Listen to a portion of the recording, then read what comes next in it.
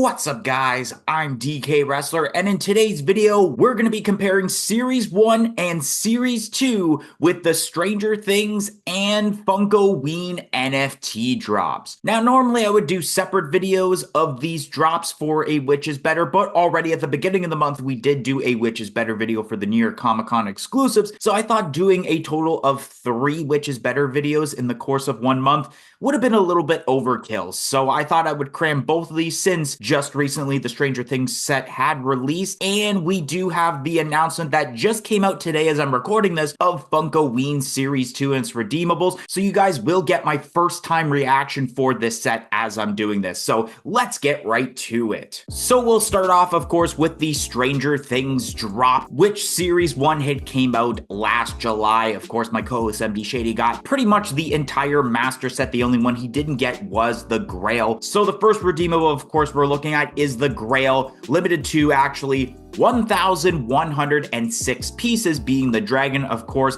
1106 being Stranger Things Day, November 6th, so that is where they came up with the number for the piece count, and I almost forgot for a second that it was that piece count instead of 999 pieces, which the dragon is pretty decent, kind of like the highlight of the set in my opinion.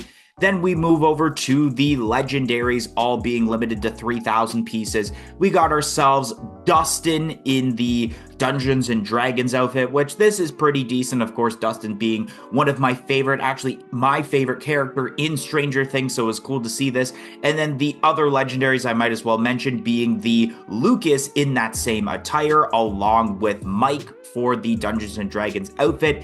And then a newer version of Will the Wise, which this one was a little bit underwhelming considering we already had, I guess, 2 previous versions of the Will the Wise in the purple outfits, both non-glow and glow-in-the-dark exclusive to Target. So getting this version was a little bit meh, but at least they kind of changed up the moldings and the color of the outfit, but something could have been a little bit better with this. And then last but not least, a lot of people's favorite pop of this set being the Royalty, limited to 3,600 pieces. It is Freddie Funko as Eddie Munson. This one I find maybe one of the most overrated Freddie Funko NFT pops, considering it's that huge gripe of what I hate about Freddie Funko Pops for the most part, where you could take the normal Freddie Funko head and use an existing body from a previous Funko Pop and mash it together. You could pay way less in price by just buying the regular Eddie Munson Target exclusive pop and then take a regular Freddie Funko and just take the heads off of each and mash them together. Even though you don't have a box,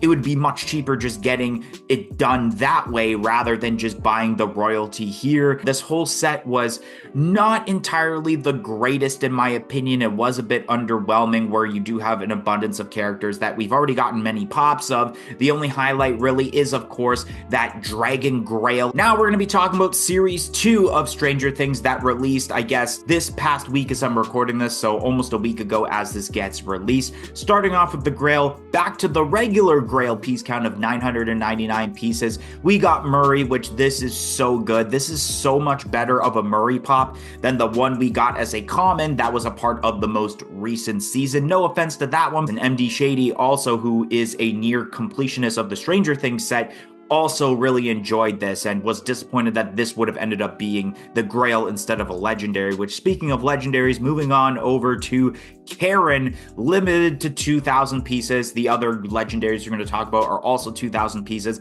This is awesome. I've been wanting a pop of Karen just like this for a while from season 3. The specific word that I would describe this as, I mentioned it in the Stranger Things Series 2 NFT video that we released last week on the channel, which you guys definitely should check that out because we had some pretty great luck as terms of that video. We got Yuri, which is really cool, brand new character, a very obscure one that you don't see much throughout season 3, and he's got the jar of peanut butter in his hand, which is absolutely hilarious. Then we got ourselves Victor, which is the character, like I mentioned in that Stranger Things NFT video, is played by Robert Englund, who is famously known for playing Freddy Krueger in Nightmare on Elm Street. So that's really awesome that they made this into a pop. And then we got ourselves the ultra rarity, which we didn't have that obviously existing at the time of Series 1, which is of Erica, limited to 5,000 pieces. This is okay. I like the idea that they went with this, considering that this does go with the legendary pops from Series 1 with Dustin, Lucas, Will, and Mike. It's the Dungeons and Dragons outfits, and of course, Erica was one of them also. And then last but not least, the royalty, 2,400 pieces for this set. It is Freddy Funko as 001. And this is pretty decent, not gonna lie. I actually think that maybe this version of 001 with Freddy Funko may actually be better than a lot of the 001s or Henry Creels or Vecnas that we've actually gotten in the normal sets of Stranger Things pops, and especially with the scuffings with blood and everything. They did a pretty decent job. And so I think it's easy for me to say that I like Series 2 for Stranger Things more than Series 1 for the NFTs. Now we're moving over to the Funkoween side of things, of course, released last October, right around the time of Halloween. I couldn't exactly remember if it released on Halloween or not, but we had a total of 6 redeemables for this set, starting off with the Grail, 999 pieces. It's Freddy Funko as Zombie Samurai, which I thought this was okay. Of course, the glow-in-the-dark aspects being, I'm pretty sure, maybe the eyes, or it could have been the skin, but of course, that sword that he has, that's green. I've mentioned so many times, green is a great color when it comes to glow-in-the-dark. It's so easy to charge with that black light, and I thought this was pretty decent and made sense to be the Grail. Then we go on to all of the legendaries that are limited to 1,900 pieces. First, we have the Freddy Funko as Zombie Gunslinger, and I remember specifically pulling this redeemable in that video last year, and I like the way that this looks. I think the overall detail with the gun in his hand, I think he's holding a chain lasso in the other one, so they really gave that vibe of like a zombie cowboy. Then we got ourselves the Freddy Funko as Zombie Knight. I think they did a great job with the blood splatter, but I think they could have done a better action pose for this one. Then we got ourselves the Freddy Funko as Zombie Ninja, and I thought this was pretty cool for the detail of the ninja throwing star being stuck on the side of the head of Freddy Funko there. I think they also did an excellent job with actually having a mouth involved with this pop. And then the last legendary is the Freddy Funko as Zombie Pirate. This one's really cool. He's got the seaweed hanging off of the hat. The eyes are yellow, which look nice. He's got the goatee and especially his foot on the treasure chest. So that's really nice attention to detail for this pop. It is a toss-up between the Zombie Gunslinger and the Zombie Pirate towards what's my favorite of the legendaries, but not overall, because my favorite pop overall of this set is the Royalty. Limited to 2,500 pieces, it's Frodo as Zombie. And the way that this pop looks is absolutely amazing from top to bottom. Of course, the brain being exposed, the crown being green. He's wearing the dog tag. His one arm is pretty much missing because it's all bone, while he's also holding out the other one. He's got the drool coming down the mouth. Everything about this pop is awesome, and especially the main glow aspects being green, while now, as I remember, I think a lot of the glow aspects of the other pops were blue because of like the flesh and skin.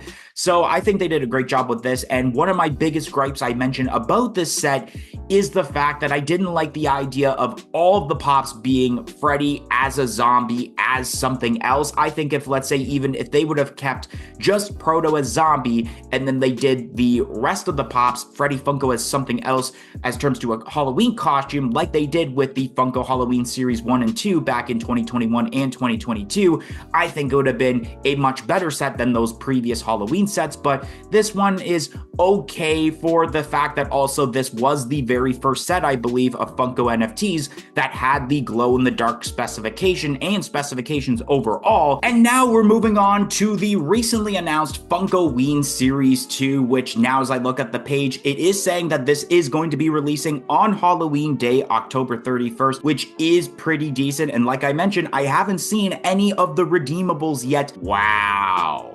Wow, I really enjoyed this set so far, starting off with the return of the Mythic Rarity, limited to 499 pieces. It is Freddy and Franny as POP. And with the Mythic Rarity, of course, which was first introduced earlier this year in the Funame and Cosplay set, that basically it is a pack that, of course, is limited to 499 pieces. You are guaranteed the Mythic Pop, so anyone anyone who gets the Mythic pack will be able to get this 2-pack, which actually is the first time in Funko NFT history that we do have a Funko Pop 2-pack. So now let's move over to now the next pop, which is the Grail, 999 pieces. It is Nightmare Freddy as a glow-in-the-dark pop. This looks really awesome. I love the detail involved with this, a more devilish look to Freddy Funko. And I love the way that the eyes look on this pop. It looks excellent with the yellow and the orange. And then, of course, like the ghost around him, that will also look nice because it's green. And I believe it did show on the main page while teasing this pop is that there's also going to be the eyes being glow and the tip of the horns are going to glow. This pop is going to look excellent. So far, I'm really liking this set. Now moving on to the legendaries that will be 1,900 pieces. First, we have Franny Funko as Banshee. It gives me vibes of course, Agatha Harkness from WandaVision, or of course the new Agatha All Along Disney Plus series that I have yet to watch, but this looks really awesome and a really nice rendition of Franny Funko. Then the next pop I can tell is a Proto, but I don't know what it is yet. Continuing on with the legendaries, it is Ghost Proto, which is pretty sweet actually. Of course, they've done many zero pops from Nightmare Before Christmas, so of course that's kind of the take that they're going on with this, which definitely makes sense. Looks really awesome, adorable at the same time, and it's also got like the tombstone behind it to make it more of a deluxe. That's really nice. And wait a minute, is that who I think it is? The next legendary is Judy. Wow. Okay, so I'm excited about this because if you guys may know, Judy is actually a character that is featured in the April Fool's NFT drops that they've done just as a normal card. And I was predicting earlier on in the year when the April Fool's Series 2 set was rumored that we were going to get a Judy redeemable, but that didn't end up happening. So I was expecting maybe if it's inevitable that we're going to get a set in 2025, that's when it's going to happen. But it seems like they're actually giving it to us here for Funkoween Series 2, which is pretty crazy. And it's also glow in the dark, so I'm assuming maybe it's the eyes, maybe it's the skin that glows. I'm not exactly sure, but really awesome that Judy is actually a part of the set. Really unexpected because it is an April Fool's character rather than a Funkoween character.